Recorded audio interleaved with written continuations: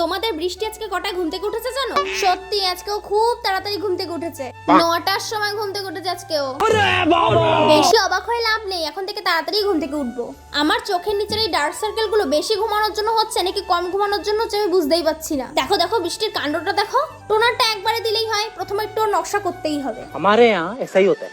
তারপর আমি একটুখানি ভালো করে মুখের একটু চর্চা করে নিলাম, যেহেতু আমার মুখের যা দিন দিন অবস্থা হচ্ছে, ডাক্তার দেখাতে যাবো এই সপ্তাহতেই। আর আমাদের ঘরে একটা রুলস আছে, যে সব থেকে দেরি করে ঘুম থেকে উঠবে তারই বিছনা তুলতে হবে।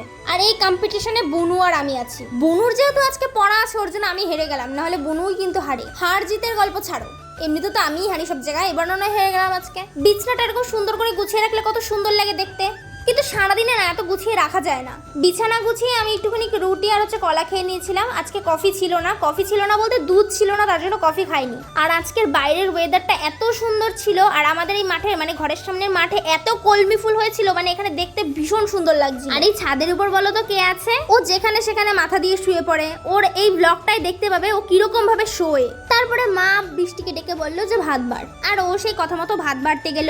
আজকে আমার মা করেছিল চাল কুমড়ো আর চিংড়ি মাছ দিয়ে একটা তরকারি, আর হচ্ছে পমফ্রেট মাছ। এই মাছ না আমার ভালো লাগে না একদমই। অবাক হওয়ার কিছুই নেই। হ্যাঁ জানি সবার মাছের গন্ধেই ভাত খাওয়া যায়, কিন্তু আমার ভালোই লাগে না মাছ। একটু আগে যে জঙ্গলটা দেখালাম ওটা জঙ্গল না, ওটা হচ্ছে কি আমাদের ঘরের পেছনের মাঠ। প্রত্যেকবার শীত আসার আগেই পরিষ্কার করে ব্যাডমিন্টন খেলার জন্য। আর এবার পুজো শেষ হয়ে শীতও পড়ে যাচ্ছে, কিন্তু এখনো মাঠের জলই টানেনি যে পরিষ্কার করবে। আমি তো ব্যাডমিন্টনও খেলি না এখন, আর বাবা খেলতে দেয় না, আমি যেখানে সেখানে পড়ে যাই তো ওর জন্য। बिल्कुल रिक्स नहीं लेने का। তারপর তাড়াতাড়ি করে স্নান করে চলে আসলাম। বেশি দেরি করে স্নান করিনি, ওই 2টো নাগাদ। সকালবেলার খাবার খেতে খেতে যেহেতু বেলা হয়ে যায়, ওর জন্য দুপুরবেলা সেরকম আর খিদে থাকে না। আর বোনের যেহেতু পড়া আছে, বোন তো রেডি হয়ে বেরিয়ে গেল, তাই আমি এখন একটু ফল খেয়ে নিচ্ছি। সন্ধে নাগাদ আমারও পড়া ছিল, তাই একটু শুয়ে রেডি হয়ে নিলাম। দুপুরে তো খাইনি, সেরকম অবস্থাতেই পড়তে চলে গেলাম। পড়ার থেকে বাড়ি আসার সাথে সাথেই প্রচন্ড খিদে লেগে গিয়েছিল। দুপুরে যেহেতু আমার অপছন্দের খাবার খেয়েছিলাম, তাই রাতে একটু পছন্দের খাবার নিয়ে আসলাম। বাই, দেখা হবে নেক্সট ভিডিওতে।